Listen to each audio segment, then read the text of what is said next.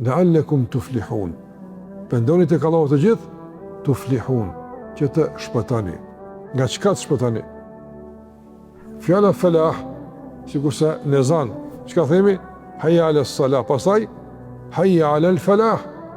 Eja në shpëtim, një kamet, hayya 'ala al-falah, hayya 'ala al-falah, qad qamat as-salah.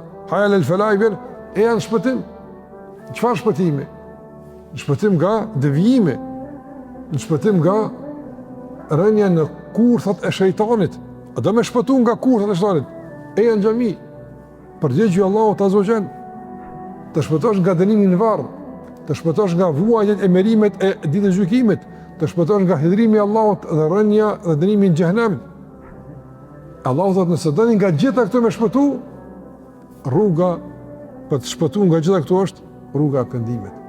Fjala falah të ndrozat që ka ardhur në këtë ajet, edhe është përmendur shpesh në Kur'an, domthon dietarët kanë pranuar se kuptimi i saj i drejtë nuk ka veç shpëtim, por është më shumë se shpëtim. Kur Allah thot la'allakum tuflihun, pendoni të gjithë tek Allahu i besimtar, që të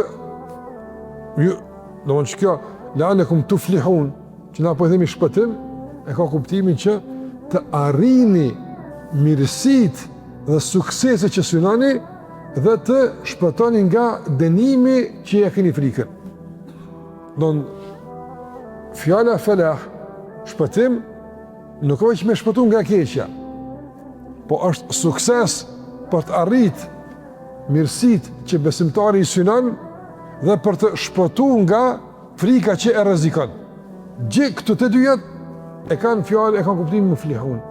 Andaj Allahu kur thot la'allakum tuflihun, i vjen pendoni të gjithë tek Allahu, o ju besimtar që përmes pendimit të arrini sukses, të ngriteni, të arrini mirësitë që ju i synoni si besimtar dhe të shpëtoni nga gjithë ajo që keni frikë dhe ju rrezikon.